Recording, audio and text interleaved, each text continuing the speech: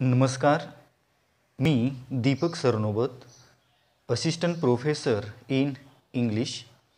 आजच्या व्हिडिओमध्ये आपण रवींद्रनाथ टागोर यांची light O fair is the light ही एक सुंदर कविता अभ्यासणार आहोत आणि त्याच्यावरील ऑब्जेक्टिव्ह टाईप जे क्वेश्चन्स आहेत, MCQ टाईप क्वेश्चन्स जे आहेत ते आपण पाहणार आहोत. गीतांजली हा 1910 साली पब्लिश झालेला रवींद्रनाथ टागोर यांचा काव्यसंग्रह आणि त्या काव्यसंग्रहामध्ये इन्क्लूड असणारी ही कविता आहे. गीतांजलीचं 1912 मध्ये इंग्रजीमध्ये ट्रान्सलेशन करण्यात आलेलं आहे आणि त्यावेळी त्या ट्रान्सलेशनला गीतांजली सॉन्ग ऑफरिंग्ज असं आपल्याला टायटल दिलेलं पाहायला मिळतं. नेमकी काय कविता आहे ती ऑब्जेक्टिव्ह क्वेश्चनच्या थ्रू आपल्याला लक्षात येईल. फर्स्ट क्वेश्चन मी रीड करतोय. Light O fair is the light is a poem written by Amrita Pritam, Khushwant Singh, Rabindranath Tagore, GM Muktibodh अशा पद्धतीचे आपल्याला ऑप्शन्स एक्झाममध्ये पाहायला मिळू शकतात. टायटल पोएमचं आणि पोएट कोण आहे हे आपल्याला माहिती असणं गरजेचं आहे. ऑप्शन सी हे आपला आन्सर आहे. ही कविता रवींद्रनाथ टागोर यांनी लिहिलेली आहे. त्यानंतर the light the speaker seeks in the poem. Light O fair is the light of. या पोएममध्ये स्पीकर ज्या पद्धतीची इथं लाईट प्रकाश असेल, तेज असेल शोधत आहे, तो प्रकाश ते तेज नेमकं कशाचं आहे? Hope, lamp, god or the sun. Light of hope असं त्याचं आन्सर आहे. त्यामुळं आपलं ऑप्शन ए हे आन्सर असणं खूप गरजेचं आहे. त्यानंतर according to the poet the lamp is. आता पोएटच्या मतानुसार इथं उल्लेख आलेला जो काही लॅम्प आहे तो कसा आहे? Without a week, without oil आहे, विदाऊट अ फ्लिकर आहे की विदाऊट एनी मॅच बॉक्स आहे? तर ऑप्शन नंबर 3 जो आहे सी, विदाऊट अ फ्लिकर हे आपलं आन्सर आहे. Next question we have according to the poet dot dot dot would be a welcome relief. ज्या पद्धतीची इथं डिस्पेअर आहे, सिच्युएशन आहे, निराशयुक्त आहे, म्हणजे अशा सिच्युएशनमध्ये पोएटला असं वाटतं की बाबा यातून बाबा मुक्ती मिळायची असेल जर यातून, तर एकच मार्ग आहे तो म्हणजे मृत्यू.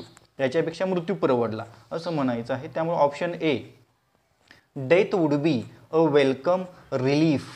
ऑप्शन ए हे आपलं आन्सर असायला हवं. त्यानंतर द डार्कनेस अराउंड.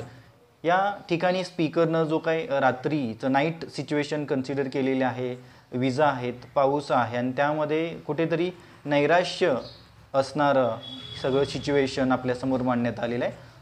मग आजूबाजूला जो काय डार्कनेस आहे तो काय म्हणलेलं आहे पुढं? Makes the speaker go to his bed, makes the speaker seek the lamp, makes the speaker frightened आणि makes the speaker seek the button. या अंधाराची खूप भीती वाटलेली आहे कारण योग्य रस्ता सापडत नाही परमेश्वरापर्यंत जाण्यासाठी किंवा जे काही आपणाला ॲम्बिशन असेल ते साध्य करण्याचा पुढे कोणताही फ्युचरचा मार्ग दिसत नाही. त्यामुळे option C makes the speaker frightened. The speaker is afraid of darkness असं मिनिंग आहे. त्यानंतर misery the poet says. Poet असे म्हणतात की misery knocks at my door and gives me the message that. आणि काय मेसेज दिलेला आहे? This is your lot and you must tolerate it. The darkness around you is that of your sins. The God is awake and calls for love tryst. आणि last आहे the God is awake but terribly angry. इथला option C जो आहे the God is awake and calls for love tryst हे आपलं answer असायला हवं. Option number C हे परफेक्ट आन्सर आहे. त्यानंतर the speaker gropes in the dark. आता स्पीकर अंधारामध्ये चाचपडत धडपडत चालत आहे कारण इन द डिरेक्शन कुठल्या दिशेनं? Fair dot dot dot dot dot. ज्या दिशेला the music of the night calls him, the music of rain invites him, the music of the universe mesmerizes him, आणि the music of the void drags him, यातलं option A जो आहे the music of the night calls him, हे आपलं perfect answer आहे. The speaker in the poem is dot dot dot of human being. The speaker या पोएमचे जे speaker आहेत तर त्यांचं वर्णन कसं केलेलं आहे, dot dot dot of human being. मग the friend of human being, the well wisher of human being, the soul of human being की the enemy of the human being. मग इथं साहजिकच व्यक्तीचा, ह्युमन बिईंगचा एक आत्मा, सोल कुठेतरी बोलतोय असं एक्सप्रेशन आहे. त्या पद्धतीने कवितेची मांडणी केलेली आहे. आणि म्हणून option C the speaker in the poem is the soul of human being, एका व्यक्तीचा सोल आहे. त्यानंतर the poem light O fair is the light is taken from, ही कविता कुठून घेण्यात आलेली आहे, गुरुदेवमधून, द बार्ड ऑफ बेंगॉलमधून, गीतांजलीमधून की हार्टबीट्समधून. गुरुदेव आणि द बार्ड ऑफ बेंगॉल या साहजिकच टायटलनी, या बिरुदावलीनी काय केलं जात होतं, रवींद्रनाथ टागोर यांना ओळखलं जात होतं. गुरुदेव म्हणून ते परिचित होते, द बार्ड ऑफ बेंगॉल म्हणून परिचित होते. काव्यसंग्रह आहे गीतांजली, मग त्या गीतांजलीमधून ही पोएम घेण्यात आलेली आहे. त्यामुळे ऑप्शन सी जे आहे ते आपलं आन्सर असायला हवं. आता व्हॉट इज गीतांजली, आपल्याला हे पण माहिती असणं गरजेचं आहे. गीतांजलीमधून ही पोएम घेतलेली आहे, पण नेमकी गीतांजली हे काय आहे, अ नॉवेल, कादंबरी आहे का, शॉर्ट स्टोरी, लघुकथा आहे का, अ कलेक्शन ऑफ पोएम, कविता संग्रह आहे की अ प्ले की नाटक आहे.